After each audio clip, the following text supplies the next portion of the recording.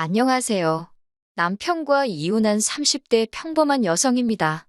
하지만 제가 남편과 이혼하게 된 이유는 결코 평범하지 않네요.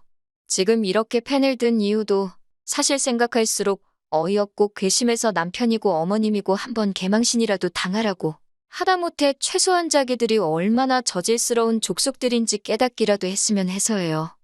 남편과는 사회생활을 하다가 알게 된 사이입니다.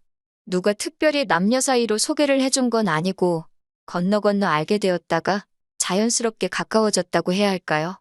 그렇게 대략 4, 5년을 알고 지내다가 우연한 기회로 연인 사이까지 발전했네요. 이후로 2년간 연애를 하곤 결혼까지 하게 되었지요. 사실 저는 매사에 좀 심드렁한 편이에요. 원래는 이 정도까지는 아니었는데 어머니를 잃고 나서 성격이 바뀌었어요. 아버지는 제가 아주 어렸을 때 진작에 돌아가셨고요. 사고로 돌아가신 아버지에 대한 기억은 사실 거의 없습니다. 얼굴도 기억나지 않는 아버지다 보니 그리워할 것도 없었고요. 그래도 어머니가 넘치는 사랑을 주셔서 기죽지 않고 잘할 수 있었네요. 하지만 그런 어머니께서도 제가 대학에 들어가고 얼마 지나지 않아 세상을 떠나셨어요. 아마 아버지의 빈자리까지 채워주시려고 남들 하는 고생을 2배, 3배로 하셨던 탓이었겠지요. 그리고 그날은 유난히 화창한 날이었는데 어머니 얼굴색은 그렇지 못했습니다. 저는 어머니의 평소보다 훨씬 피곤해 보이는 모습에 걱정이 되어 병원에 가보시라 했지요. 사실 저희 어머니가 당신 건강에 있어서는 자부심도 엄청나셨고 고집도 한 고집 하셨거든요. 그런데 그때는 당신도 뭔가 이상하다 느끼셨는지 제 이야기를 듣곤 바로 병원에 가시대요. 그리고 며칠 뒤 어머님께선 유방암 말기 진단을 받으셨습니다. 손쓰기도 힘들 만큼 이미 여기저기 전이까지 되었다고요. 그리고 이후로 1달도 못 버티고 세상을 떠나셨어요. 갑자기 생각지도 못한 상황이 눈앞에 닥치니까 하늘이 무너진 것처럼 슬프고 괴롭고 그런 어머니의 상태를 진작에 알아채지 못한 제 자신이 너무 원망스럽대요. 게다가 이제 어디서 뭐부터 시작해야 할지도 모르겠더군요. 저희 어머니는 3남 2녀 중 맞으셨는데 맞이이자 딸이라는 이유로 큰 희생을 강요당하셨습니다.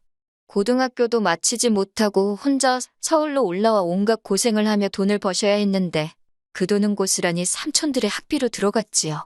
그러다 저희 아버지를 만나 간신히 가정을 이루셨던 건데 아버지는 하루아침에 세상을 떠나셨으니 저희 어머니 팔자도 참으로 박복하네요. 그렇게 고생만 하다 가신 어머니의 장례를 어떻게 치러드려야 할지 솔직히 이제 막 20살이 된 제가 알면 뭘 얼마나 알았겠어요. 그런데 정말 야속하게도 삼촌들은 누구 하나 먼저 나서주질 않대요. 소위 먹고 살 만한 사람들이었는데 말이에요. 그런데 그때 유일하게 저에게 손 내밀어준 사람이 있었으니 그건 바로 이모였어요.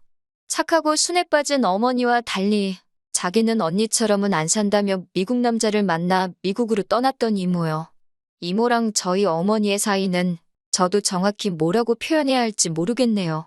애증이라고 해야 하나?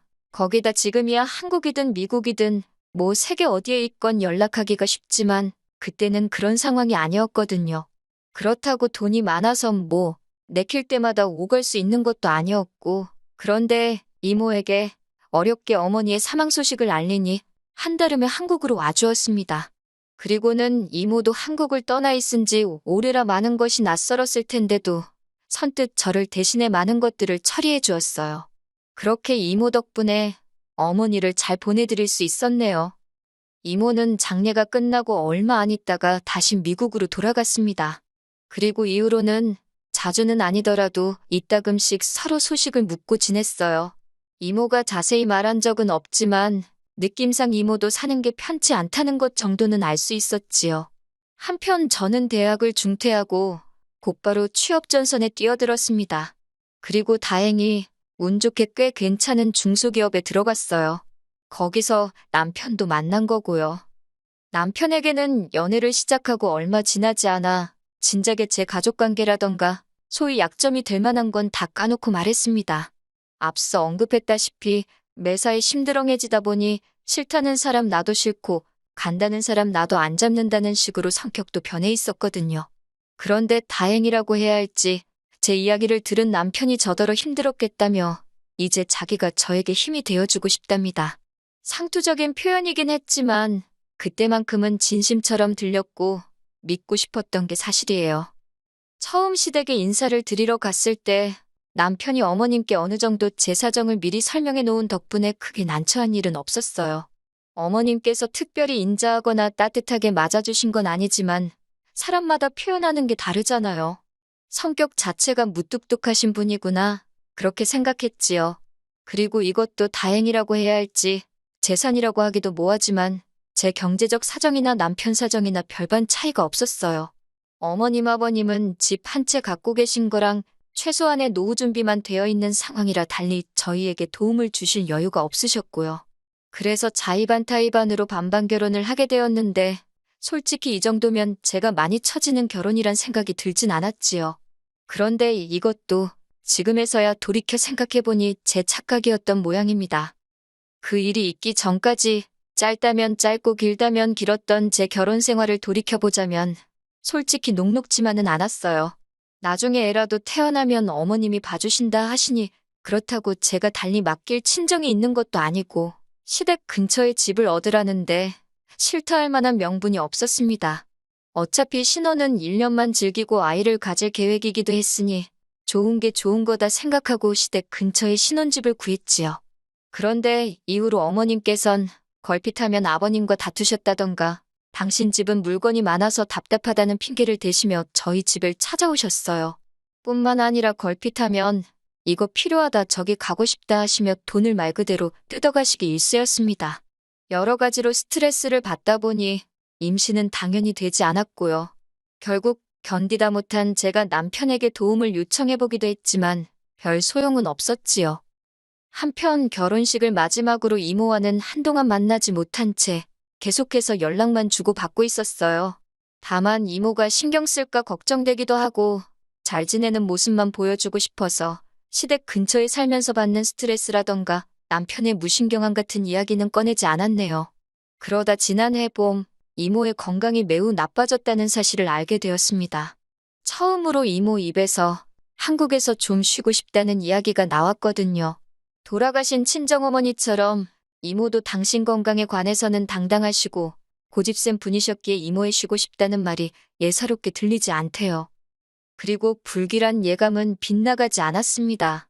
한국으로 들어온 이모의 건강 상태는 말도 못하게 악화되어 있었어요. 의사 말이 먹는 것도 꽤나 부실했던 것 같다며 간신히 영양실조만 면한 상태라나요. 저는 그런 이모를 저희 집으로 모셨습니다. 저를 좋게 봐준 상사 덕분에 대부분의 업무도 집에서 처리할 수 있게 되었고요. 그리고 어떻게 들릴지 모르겠지만 이 모든 결정을 내리는 데 있어서 남편과는 상의하지 않았습니다. 어차피 남편에게 이야기하면 어머님 귀에 들어갈 게 뻔했고 그렇다면 보나마나 좋은 소리는 못 들을 테니 일단 저질러 보자는 생각이었지요. 그리고 아니나 다를까 이모가 저희 집에 오기가 무섭게 어머님으로부터 불호령이 떨어졌어요. 어머님께선 저더러 이게 네 집이냐고 왜 네 마음대로 하느냐고 당신 아들이 허수아비로 보이냐면서 당장 이모를 내보내라대요. 그 말을 듣는데 순간 울분이 치솟아서 그럼 뭐 저는 어머님 눈에 허수아비라서 그렇게 시도 때도 없이 드나드신 건가요? 열받은 저도 지지 않고 반반 결혼했으니 저한테도 절반의 권한이 있다. 어머님은 언제 저한테 물어보시고 저희 집 드나드셨냐고 따졌습니다. 그때 처음으로 어머님께 할 말은 했던 것 같아요.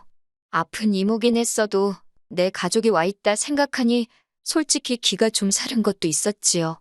어머님도 처음 보는 제 모습에 당황하셨는지 화가 한풀 꺾인 눈치였네요. 그렇다고 뭐 구박을 그만두신 건 아닙니다. 이후로도 피동피동 살이 오른 제 남편을 앞에 보면서 제가 이모한테 신경 쓰느라 남편한테 소홀해서 얼굴이 반쪽이 됐다는 소리를 아무렇지 않게 하시는 분이셨거든요. 한편 그렇게 이모와 함께 산 지 석 달이 좀 지났을 때였어요. 이모가 저한테 할 말이 있다는데 정말 얼굴이 하얗게 질려서는 말도 못하게 상태가 안 좋더라고요. 119에 연락을 하고 5분인지 10분인지 짧았지만 저에겐 연것 같던 시간을 기다리는데 이모가 저더러 혹시 당신이 잘못되면 당신 여행 가방에 노란 주머니가 있다고 꼭 저더러 그걸 챙기랍니다. 저는 그런 이모가 너무 야속해서 왜 그런 소리를 하느냐고 성질을 냈지요. 이모는 바로 중환자실로 옮겨졌고 의사 말로는 전반적으로 다 안 좋아서 어디부터 손을 써야 할지도 모르겠답니다. 마음의 준비를 하라는 의사의 말에 심장이 터질 것 같더라고요. 그래도 이제는 더 이상 20살에 아무것도 모르던 울보가 아니었으니 굳게 마음을 먹고 어떻게 이모를 잘 보내드릴 수 있을지 하나씩 준비를 시작했습니다. 그렇게 이모가 중환자실에 들어가 있은 지 일주일쯤 되던 날이었어요. 이때 저는 거의 집에는 들리지 않고 병원에서 숙식을 해결하는 정도였는데 이게 당연히 저희 어머님 눈에는 곱게 보일 리가 없었겠지요. 하지만 저도 할 말은 있습니다. 이모는 저에게 유일한 친정 식구였고 그 사실을 남편은 물론이고 어머님 아버님도 잘 알고 계셨어요. 그런데 셋 중 그 누구도 이모님 건강이 어떤지 상태는 호전되고 있는지 묻는 사람이 없었거든요. 그러니 저라고 그 와중에 집안일이며 살림이 뭐 신경 쓰이기나 했겠어요? 어머님 기분도 제 알 바가 아니었고요. 정말이지 그때 저 결혼 생활에 엄청난 회의감을 느끼고 있었네요. 그런 와중에 찾아오신 어머님은 서운하게 듣지 말라며 저한테 따끔하게 할 말이 있답니다. 그래놓고 하신다는 소리가 이모 장례는 어떻게 할 거냐고 그래요. 그래서 저는 뭐 숨기고 말고 할 것도 없이 솔직히 말했습니다. 남들보다 더 좋게는 못 해드리더라도 남들 하는 만큼은 해서 보내드릴 생각이라고요. 그랬더니 어머님이 그게 돈이 얼마가 드는 줄 알고 하는 소리냐입니다. 순간 제 귀를 의심했어요. 이 와중에 돈이라니 무슨 말씀이 하고 싶은 건가 싶어서요. 그리고 어머님은 계속해서 말을 이어가셨습니다. 저희 이모 장례식 치러주면 뭐 올 사람이나 있냐입니다. 와서 부의금 낼 사람이 몇이나 되냐고요. 장례는 원래 들어오는 부의금으로 치르는 건데 올 사람도 없는데 어쩌려고 그러냐면서 그러면서 하는 말이 그냥 화장이나 하고 간단하게 정리하랍니다. 사람이라면 저런 소리를 저렇게 거리낌 없이 할 수가 있나? 그 생각에 소름이 끼치더군요. 결국 제가 어머님더러 그딴 소리나 하실 거면 기분 나쁘니까 병원에 오지 마시라 했습니다. 부의금이고 나발이고 전 신경 안 쓴다고 제 돈으로 하면 된다고요. 그랬더니 어머님께서 부부 사이에 네 돈 내 돈이 어딨냐며 저더러 웃긴답니다. 제가 벌었어도 공동재산이니까 그렇게 마음대로 쓰면 안 된다나요. 참다 못한 제가 그럼 어머님이 그간 뜯어가신 돈이나 돌려달라고 그리고 어머님은 엄밀히 제3자시지 않냐고 그러니 그 공동재산을 이렇게 쓰던 저렇게 쓰던 신경 끄시라 했습니다. 그리고 결국 며칠 뒤 이모는 세상을 떠났어요. 어머님 아버님은 제 행동과 언행이 괘씸했다는 이유로 장례식에 오지 않으셨지요. 남편 또한 자기가 저희 이모 장례식에 참석하면 어머님과 제 사이가 더 나빠질 거라는 말도 안 되는 핑계를 대며 얼굴만 비추고 갔고요. 이모가 이 꼴을 보면 무슨 생각을 할까? 착잡하기도 하고 분하기도 하고 여러 가지로 복잡한 심정이었네요.